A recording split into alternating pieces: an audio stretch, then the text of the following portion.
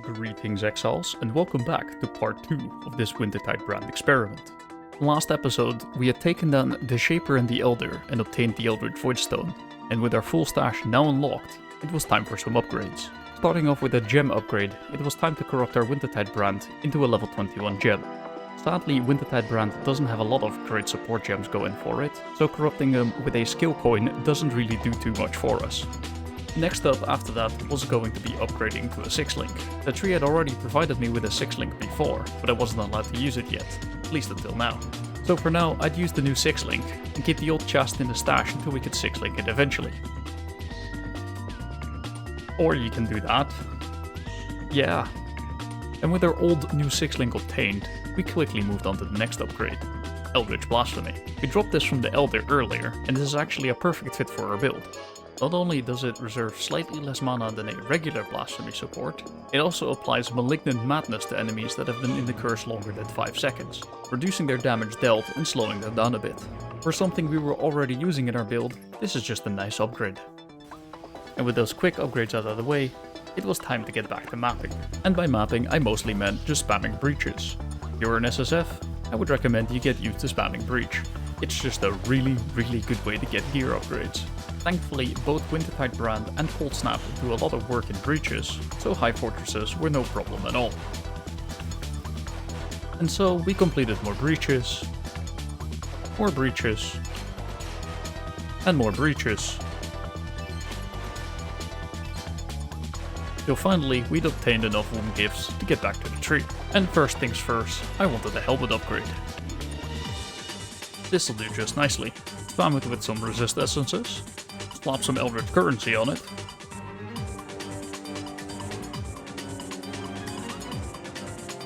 craft some flat ES, swap out to the tier 1 lightning for tier 1 cold res, and you've got yourself a helmet. And then we do the same thing for the boots. We go back to the tree.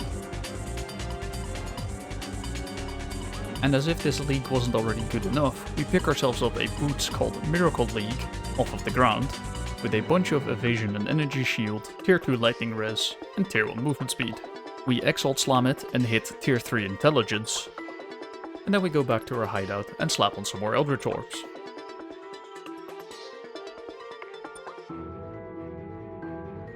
We craft on some more resistances, and then swap over the tier 2 lightning to tier 2 cold res. And with that, the boots are also done. And for one final time, for now at least, we go back to the tree and hit up some gloves.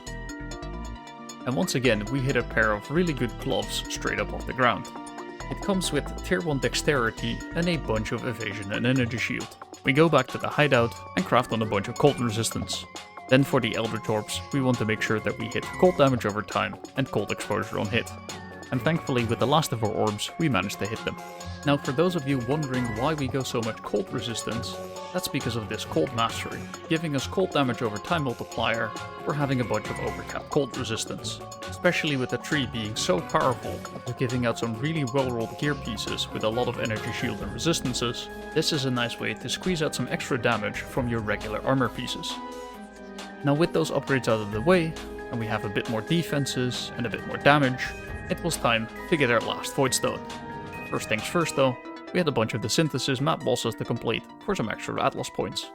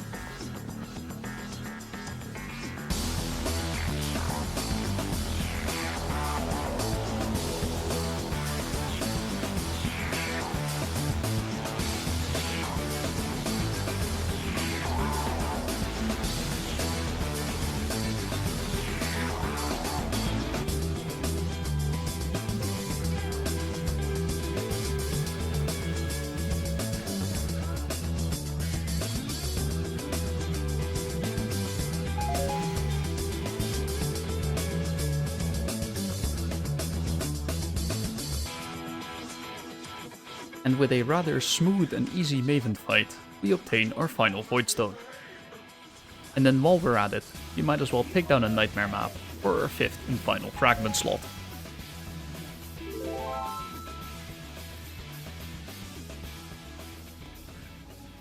For the next step of the character build, I wanted to get some damage in. I was feeling pretty tanky at this point, and the build was comfortable and smooth to play, but there were just a few quality of life adjustments I still wanted to make, and I also just wanted to add in a lot of extra damage. I had a couple of ideas in my head on how we could achieve this, and for that we need to farm a few specific mechanics. However, to get started with the farming, we would first need a bunch of Scarabs. Thankfully, the Mirage League has us covered, because this league brings back operative strongboxes. So, to get us started, I was going to spam some haunted mansions, take these Scarabs with me, on this Atlas tree. And then the idea here is very simple. You run in, find the Mirage, enter, and then you open operative strongboxes. I was out scouring my operative strongboxes to get at least 80% quantity of contained items, or if it contains some Scarabs that I really wanted to get my hands on. And that was it really. On your Atlas you can block mechanics that you don't want Scarabs for, and it also makes it more likely that you get enough ambush Scarabs back to be able to sustain these kinds of maps. For the next few strategies that I was going to run, I was going to need a lot of Scarabs. So let's get to it, shall we?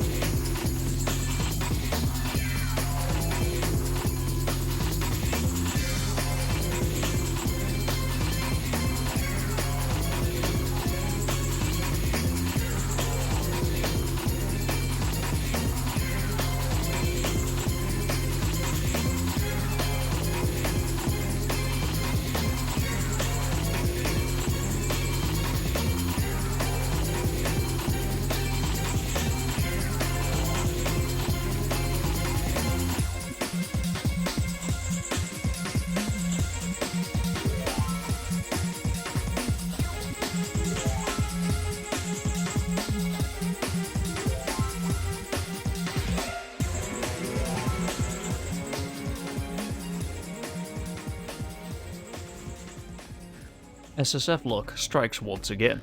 Thankfully for us, that Stormshroud jewel pickup saves us quite a bit of time, as we won't have to go into breach farming for unique jewels later down the line. However, now that we have the jewel, we need to get some crafting done before we continue with the actual farming. There are two upgrades that I've been wanting to make for a while now. The first one is an Amulet upgrade. I start by spamming amulets with alteration orbs until I hit a damage over time multiplier or a cast speed suffix roll. Then I do the same thing with the other one, and then try to recomb them together. Make sure that both amulets also have the same prefix when you do this. And after a couple of attempts, we finally hit the amulet that I've been looking for. Then I craft on, can have up to 3 crafted modifiers, which is a suffix, which also fills up all of the suffixes. And then this also allows us to craft suffixes can't be changed as a prefix. Then we take the amulet to the Harvest Reforge bench and reforge defense.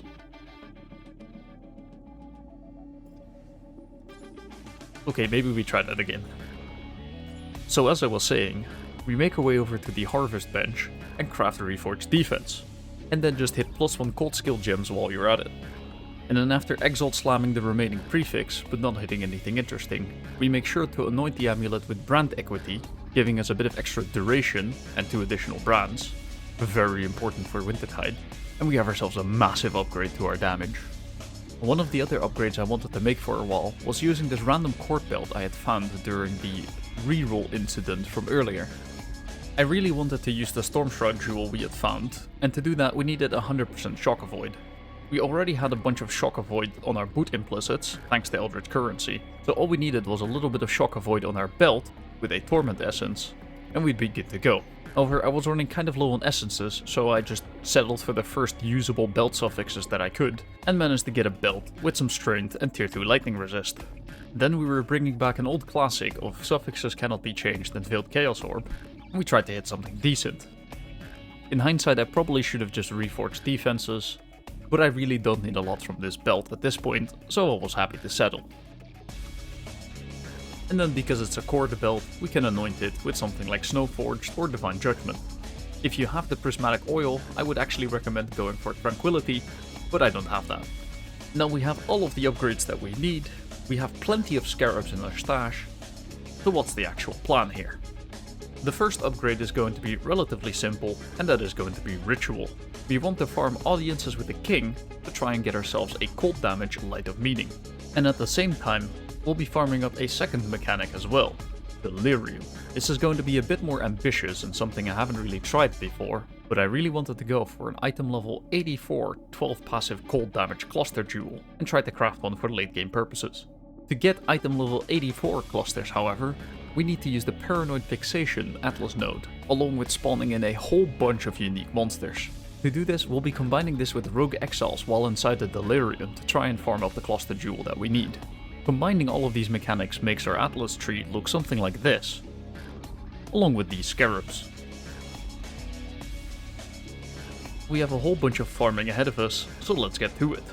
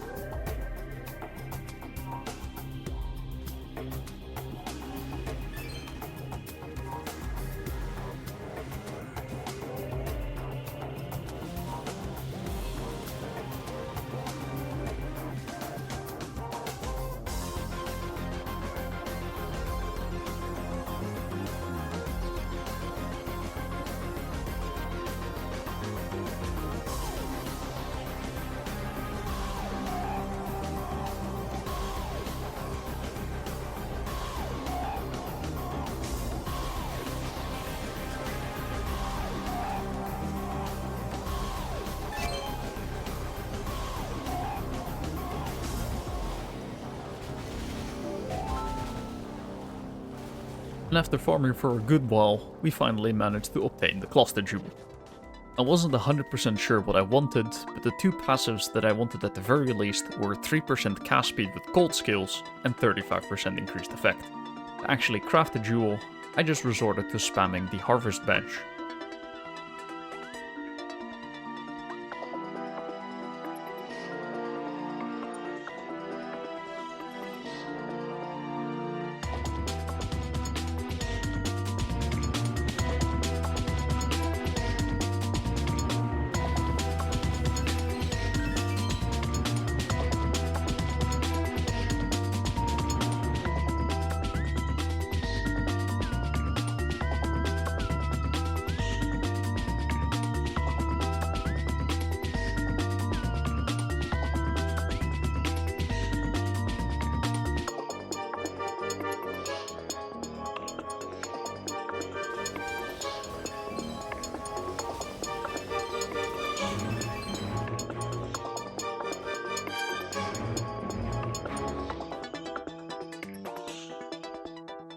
And after a couple of hours of harvest spamming, we finally had our jewel. It's not the best jewel out there, and there's a lot more fun things you can do with fracturing orbs and refracting fogs later in the league, but for now, this'll do just fine. Then with a slight respec, our clustered jewel was in place.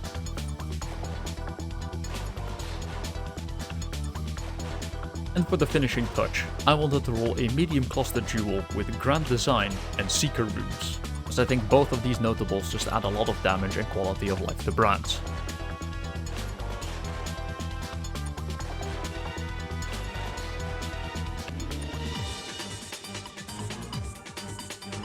And after crafting some very basic jewels to slot into our slots, our new jewel setup was looking much better. You can ignore the rest of the passive tree on the screen, as I hadn't really settled yet on what I exactly wanted to go. If you want to find out what I ended up settling on, head down into the description below where you will find the POB. However, that will be all for this video. The next video should have quite a few upgrades, including the rest of the ritual farm. If you've made it this far, thank you so much for watching. I hope you enjoyed the video, and see you in the next one. Until then, peace.